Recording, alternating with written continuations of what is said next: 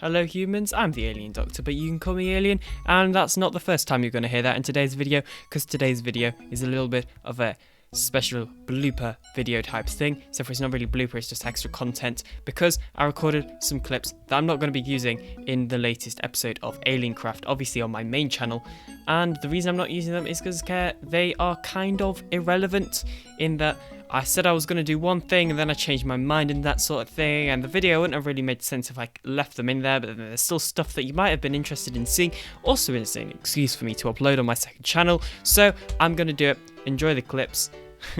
Yeah. Hello humans, I'm the Alien Doctor, but you can call me Alien, and welcome back to another video. This is a little bit strange because why has it snowed?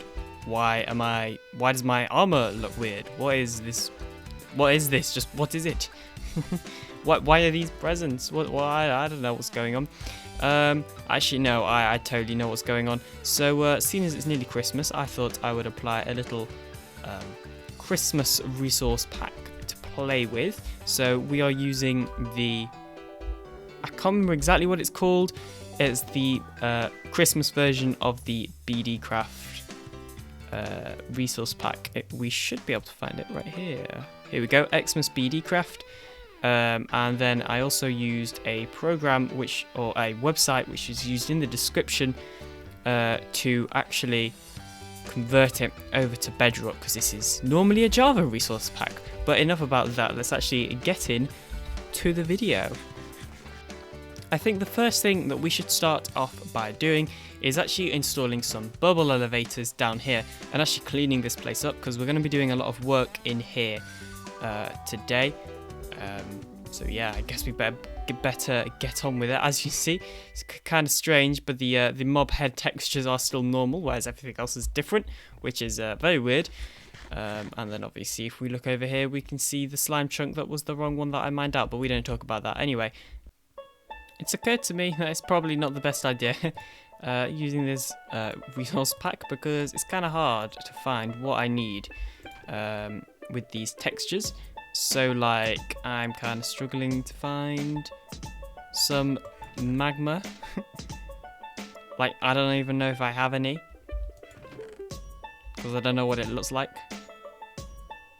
This might be a problem. Oh, by the way, I crafted these ender chests in between episodes and stuff, but I'll be talking about that in a future episode, so don't worry too much about it. So something I actually had to do is come out here into my mine, because I remembered we found this little area a while ago when I went mining, just to mine the magma, just because then I would, know what it looks like, which is kind of funny. But yeah, there we go. Now we have the magma and the soul sand, which means that we will be able to make a bubble column elevator thing, so we stop dying when we fall down that hole and miss the water. This actually highlights a massive problem with Bedrock resource packs, is that in the inventory, often items will look really bad quality. Look at this, whereas when I hold it out in my hand, it looks perfectly fine. But in the inventory, just the textures don't look right, because, and I don't know if this is actually the same in Bedrock, or in Java, sorry, or not, but in Bedrock Edition, if you retexture an item, it has that same texture for when it's in your inventory, which, as you can see just from certain angles right now, when I'm holding it in my hand, it seems like it is losing quality, so I'm not fully sure what's going on there, to be honest. Okay, so back down here in the drowned farm area, we should just be able to get rid of this bucket and replace that with some soul sand. And then, I didn't think about that. We're gonna need signs or some way of stopping the water from flowing everywhere. I didn't actually think of that. So I think my solution is actually adding in cobblestone stairs to kind of wool, sorry, to kind of match just what we're going on over here. I know the cobblestone doesn't completely fit in, but whatever. So the next thing that we need to do is actually go all the way up to the top of this ladder, and then place ourselves in a water bucket, and then go all the way back down.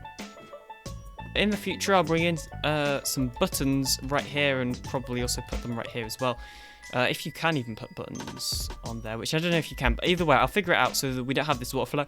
For now, we're just going to ignore it because we actually need to replace this with some dirt, because we need to make all of these blocks water source blocks and not just flowing water blocks.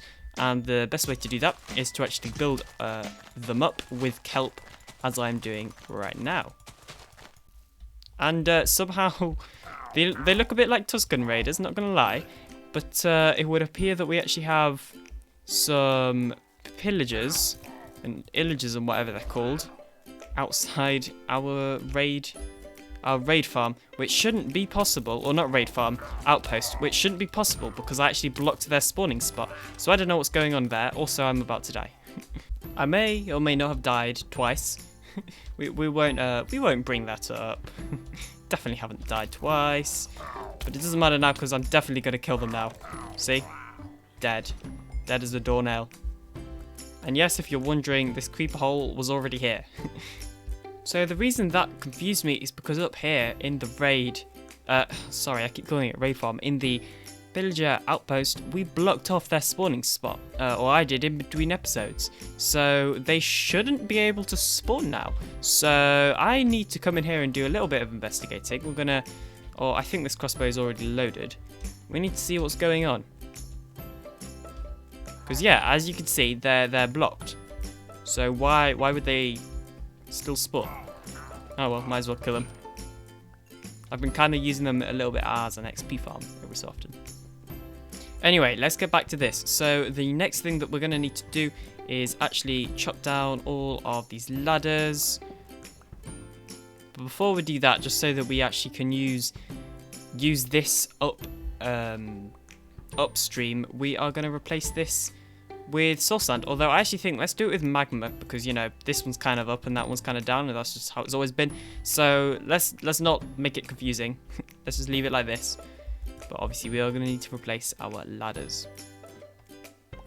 And then we're just going to do the same thing we did on this side. So replace that with some dirt and then build up all of this kelp. Okay, so I forgot to show you, but it doesn't really matter because you've already seen it once anyway.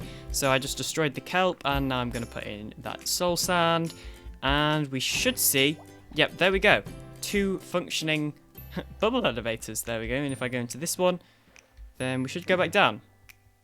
Yep, there we go. The next thing on my list of things to do is this area. So the plan is to actually build some sort of functional sorting system for all the drops that we get from the drown farm, which should be fairly simple. I have actually emptied it out pretty much. So we shouldn't have really any massive problems. We don't even need these chain helmets, although I'm going to keep one of them because it looks like I'm going to need it soon. That's lava, by the way. Weird texture, I know. So, yeah, this area is going to be where we have a little sorting system for all of our drops that we get in the drown farm. Now, we are pretty low on iron to actually make ourselves, you know, a pretty decent sorting system down here, which is what I want to do. So we are actually going to build an iron farm, and most of it will be done off camera. However, yeah, we're gonna get to it right now. Although I don't know how much of it I will actually show because of time and stuff. Something which I should probably point out is with this resource pack on, all the gravel turns to this texture. I don't even really know what it's meant to be, and it completely ruins this area. And I mean, like, oh, look at these are spruce trapdoors, all right? Or they're meant to be. Look at their texture, green and Oh, and look who has just spawned. No, thank you. Goodbye, goodbye, goodbye. I now need to figure out how I'm gonna take them on without getting the bad omen effect. Brilliant. Forget the bad omen effect. How am I going to take them on without dying? Oh my goodness. So it would appear they despawned, which I didn't think they could do, especially the one with the banner. I didn't think that one could despawn, but it would appear it has, which is super convenient. Yeah, I can't see it anywhere. Oh, never mind. There is one left. Where there's one, there's normally more. I mean, I'm going to go up there. Let's see, is there any more? Oh, okay. Super conveniently, that looks like it's the only one. So the area that we actually are going to build this iron farm is right here. Except for it's not going to be right here. It's going to be right here on this level, which means we've got to mine out all this stuff. So originally I was mining this out with my iron pickaxe, and then obviously I started using my diamond one when the iron one broke, and then I realized this thing doesn't have mending or unbreaking on it, and that was, yeah, kind of weird, because it occurred to me that actually over here we have got ourselves a villager trading hall. And then inside that village trading hall, we have actually got ourselves a mending and an unbreaking 3 villager. So like I don't really have any excuse for like not having any of this stuff on my pickaxe really. So inside this chest, I've actually been doing a little bit of work, and we have ourselves all of these mending books, all of these unbreaking 3, as well as these books which are going to be used for something else in the future. I actually did not realise we had silk touch. That's brilliant. There we go, there is our mending and unbreaking diamond pickaxe. Let's continue mining. Okay, so I've been mining this out for around like 10 minutes now, and honestly I don't think we're going to be able to build this iron farm in today's video. I think that we'll probably end up doing it in a live stream, because that's what most likely will happen, because iron farms are kind of grindy projects, not going to lie, and I'm still trying to fall and land on the coal block. Or coal mini block, whatever. I'm sure it's possible. So yeah, I think we should work on some other stuff in today's video, because yeah, this is kind of a waste of time. I think instead what we should do is actually start preparing for what I want to do next episode. And this is very weird, because all you can see is my eye. That's kind of strange. But what I want to do next episode is go to the end. However, I don't want to kill the Ender Dragon because of reasons. I don't feel like I have good enough gear. And imagine having an elytra whilst killing the Ender Dragon. My plan is actually to go over and raid the End Islands and End Cities, and basically get myself an elytra and shulker boxes before killing the dragon, because dragon fights are scary and I don't want to do it. No. Also, we have a couple of new heads. Some of these you might have seen before, but I have the blaze head, the chicken head, the cow head, an orange sheep head, and a brown sheep head, as well as all of these, which I'm pretty sure you've seen the rest of them. And then also mini blocks. I can't remember which mini block you haven't seen. So yeah, there they are. Mini blocks, mob heads, plus all these. Very cool, these three. They feel quite rare, I'm not gonna lie.